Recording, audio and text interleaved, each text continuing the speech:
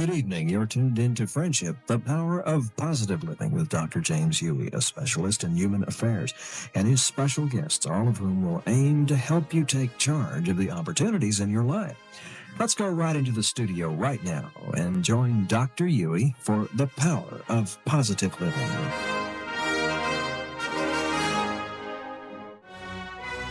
Good evening and welcome to Friendship Radio and to the grand march through life.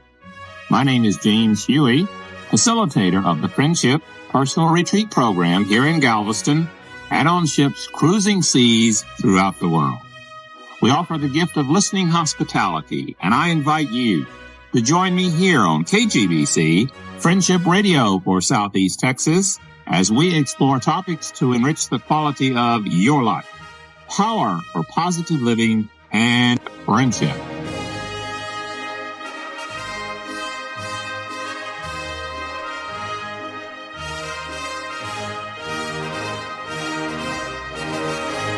I'd like to welcome you to this Thursday evening broadcast of Friendship Radio, and thank you very much for taking time out of your evening to join us here at KGBC. And I have as my special guest Father Bob Flick of the Galveston Ministerial Association. Welcome, Bob. Thank you for coming. Thank you. It's good to be here. I've invited you because one of the things that I sense that we're trying to do in working with wellness psychology and trying to work with enhancing people's self-image of themselves and seeing it as a much more positive force. I've defined 4 areas that are, based on my experience as a psychologist, tend to be areas that people find the most crucial in their own personal growth: emotional, physical, social, and spiritual. And I guess I wanted to start with one of those tonight, and that is in the area of how does a person start with and come to grips with their spirituality, the questions that people have,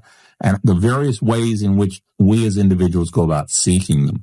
And I guess one of the things that first comes to my mind, and generally when I'm interacting with people, it seems to be a question in their mind too, is how do they differentiate? How do they tell the difference between growth in a spiritual nature as versus in a religious nature? Spirituality, I believe, is common to anyone, any human being. We all have some kind of a spirituality. We're all in touch, I believe, just by definition with nature, for example, which is bigger than we are, which says something about power that it's bigger than we are, a power that is a force in the world in which we live. And when we're connected to that, when that is allowed to make a difference in how we live, then I believe we're touching into our spirituality. Of course, I come from a perspective, I'm a Roman Catholic priest, a Franciscan.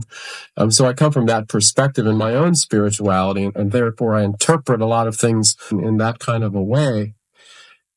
But I work with a lot of people who don't come from that particular perspective, who have deep spiritual rootedness. These people also can be religious, but religion, I believe, I would consider to be more a sociological term, that you connect yourself with a body of people perhaps who claim a title, who say, I belong to this or that religion. This is the way that I join other people in coming to celebrate perhaps my spiritual life in context of a community. But I don't believe that you need to be involved necessarily. I do. But there can be those people who do not need to be involved perhaps in an organized religion, or therefore may not be called religious people in that sense, who can be very deeply spiritual and very deeply connected to God, to a higher power, to however you want to define it. I think I would say that religion, I would see it more as a sociological term, and spirituality would be a much more interpersonal relationship that I would have with my God. That, of course, celebrated in the context of a believing community, a community that may share very much the same belief that I have, the same creed. That can be then my religion, the way I live that out. As I listen to you talk about the differences and the similarities, I sense spirituality becomes much more personal, much more individual than, say, a religion focus. Am I hearing you? When I would say, for example, our spiritual journey, it would be my connectedness to my God. When I say my spiritual journey, it would mean something different, although certainly related, perhaps to how it is I celebrate that in the context of an organized religion. Because I sense in religion, there's so many different ways of looking at God. And yet you have particular organized religious communities who share a common spirituality, who share a common way of relating to that God who's part of their life, who's part of their experience. Perhaps share a common way of worshiping, share common traditions, share common scripture, those kinds of things. When I am talking with people, and I sense that as they go through their own personal journey, establishing relationship with God, some people start off with the very basic one, which is God there? Is there someone with whom you can establish a relationship with? And I find that a very frequent question that a lot of people will bring, and they feel very guilty. It takes a great deal of effort just for them to be able to give themselves permission to ask that question. Have you had that happen in your dialogues with people? And if so, what kinds of approaches do you encourage them to go upon? I think oftentimes it's a very healthy struggle that people go through, oftentimes in their late teens or 20s or 30s, where those kinds of questions become very, very important. In my own spiritual life, I don't really believe that we do the work in establishing a relationship with God, but it is basically God who does the work and God who takes the first step. It's God who created me. It's God who put me into being. It's God who gave me a world to live in. It's God who gives me friends to relate with. It's God who makes the blood pump through my heart. And it's God who provides the air for my lungs. It's God who always takes the first step in the relationship. But it's a God who is a God who offers me freedom, perfect freedom. And I don't have to say yes in that relationship. I don't have to buy into it at all. That's the kind of God that I believe that I have. And well, does this personal freedom reach over into saying that I can question whether he exists? Well, certainly. I think that we have to be real honest with ourselves. In any relationship we have with people, a deep, loving relationship you have with someone, perhaps your spouse. I'm not married, but my experience in dealing with couples, oftentimes, you get that question. Sometimes I have a difficulty believing that he or she loves me, my spouse. And you pursue that in a counseling setting, spiritual direction kind of setting. The same thing with God. Sometimes perhaps it's a challenge to feel that my God is a good God or a loving God. Perhaps I've been sick, or perhaps I'm just happen to be seeing the world through that magnifying glass that's magnifying all the bad right now and all the ill in the world and all the sickness and all the kinds of things that seem evil. And I step back and I say, well, who is this God for me? And is this God there? I sense not only do we ask, is he there? But boy, oftentimes it comes with additional feelings of being very angry that God has allowed this to happen. My experience is it's very difficult dealing with someone who does not allow himself or herself to get angry. To be angry is okay. What you do when you're angry is the real question. So even if I feel angry at God, that's okay. Where does it lead me? And it can be used, I believe, my feelings and my emotions can be used to lead me into a deeper relationship. Again, the analogy of a close friend.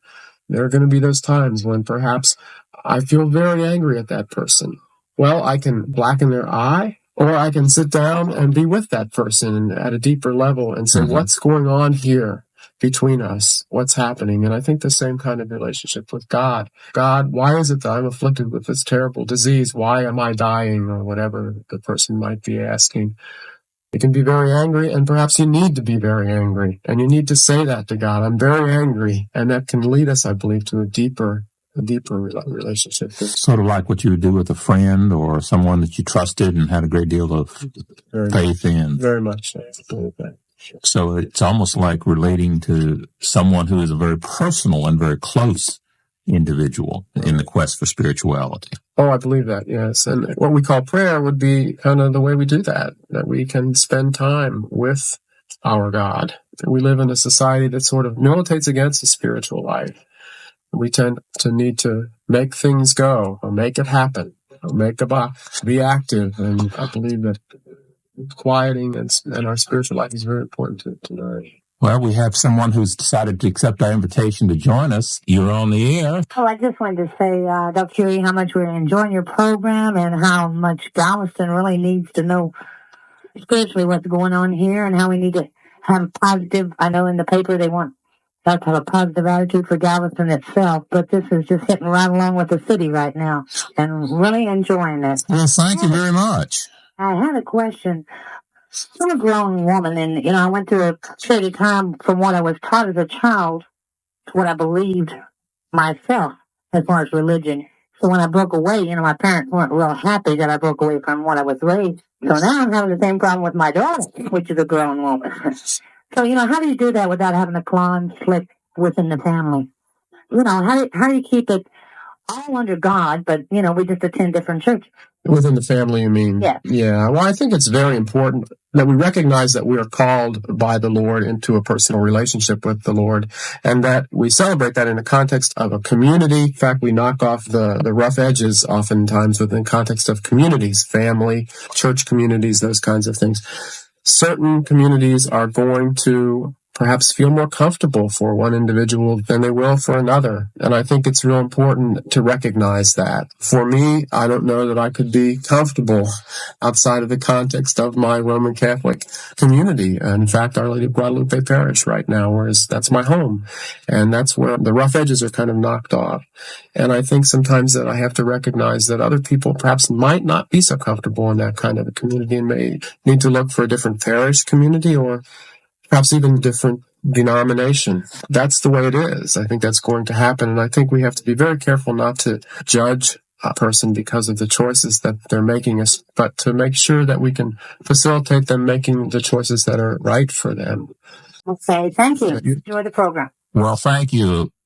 So often, one of the things that maybe is inherent in that question is people who have so many different ways of looking at the same issue. In other words, people who want to develop a relationship with God and choose different paths other than people around us.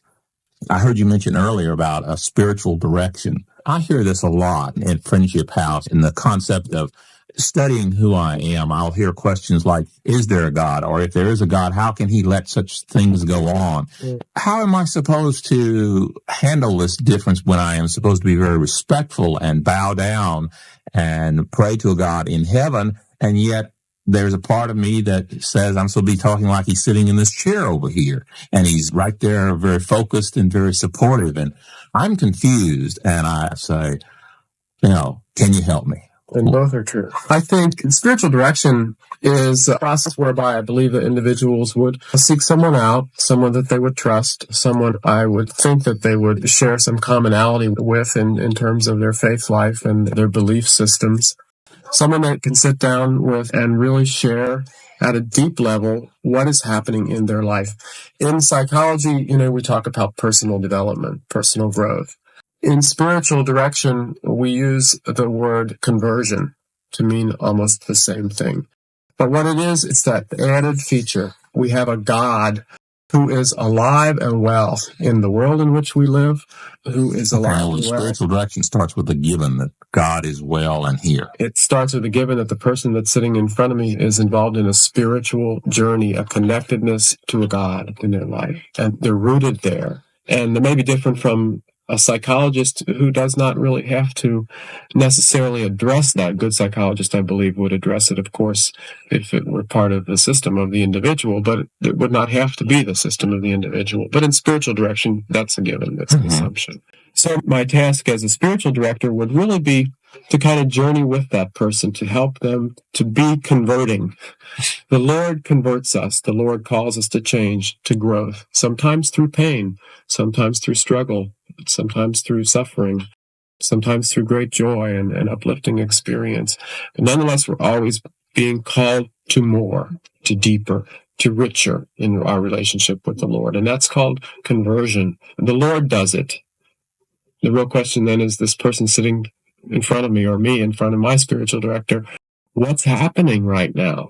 What is the Lord doing in my life? My heart may have these hard spots on it. Well, where is the Lord's thumb right now, kind of massaging my heart, trying to soften these parts that are hardened and need conversion? It sounds like it's an extension of learning how to listen to... very much part of that, sure. In other words, being aware of where God may be connecting to you and learning how to hear what he is saying. Exactly. And respond. And learning how to respond appropriately. So that would be what spiritual direction would be, have as its primary focus. Right. And it's very connected to the human experience. It's not something very ethereal and way up there. It's very connected to the human experience. What is my day like? What is my week like? What are my relationships like? What is my moral life like? What are my attitudes like? What kind of things are getting in the way of my saying yes to God's activity in my life?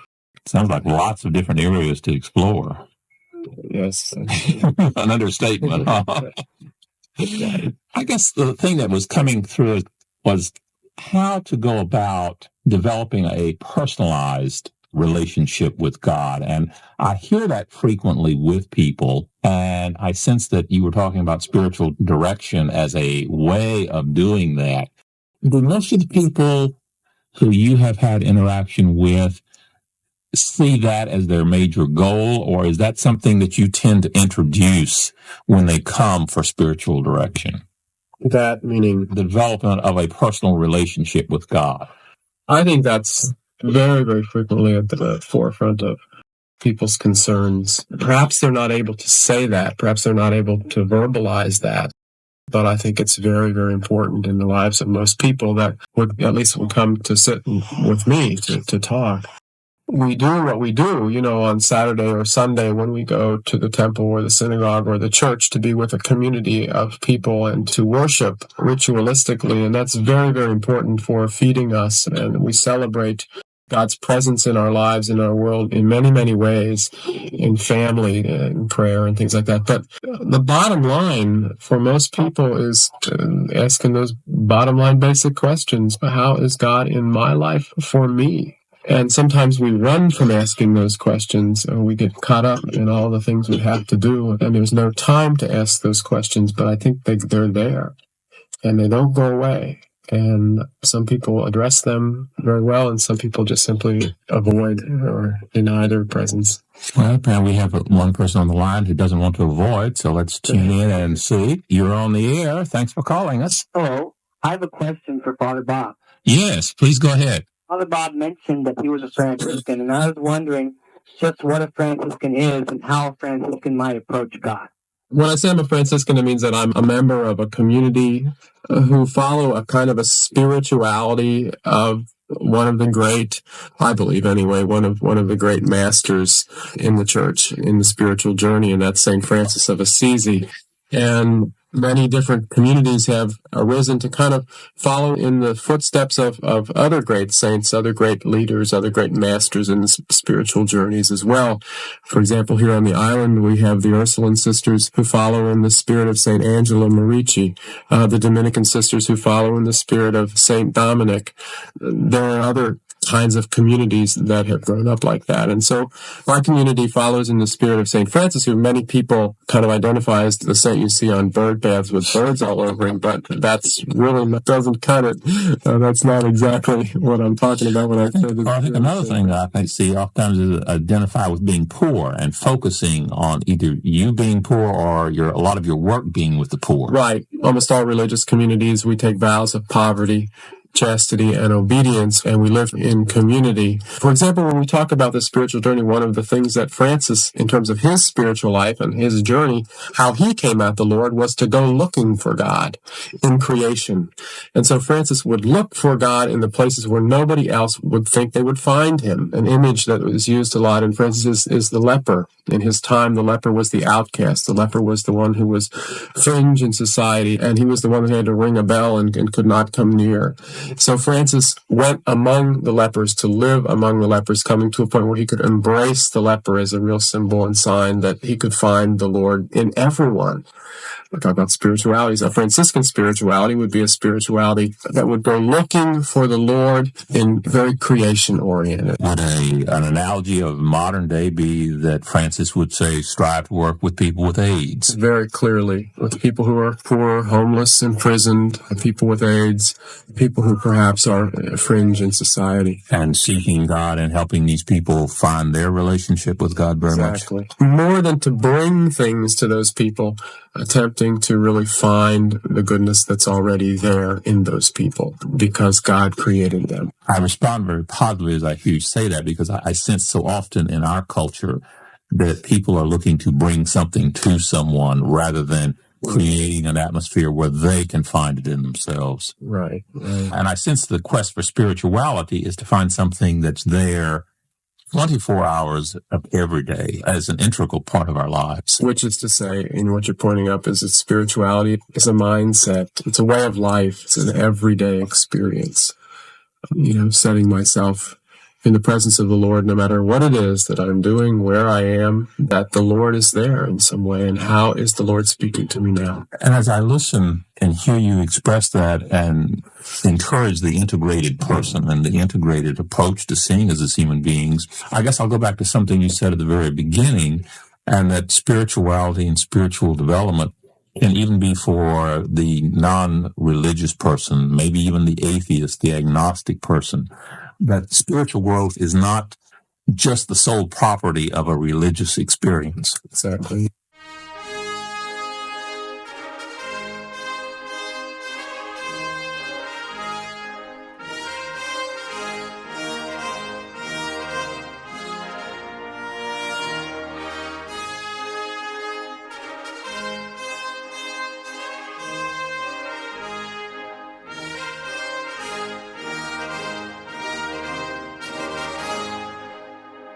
Well, Bob, I certainly do appreciate it. It's just been a delightful evening. I've just been amazed how fast the time has gone.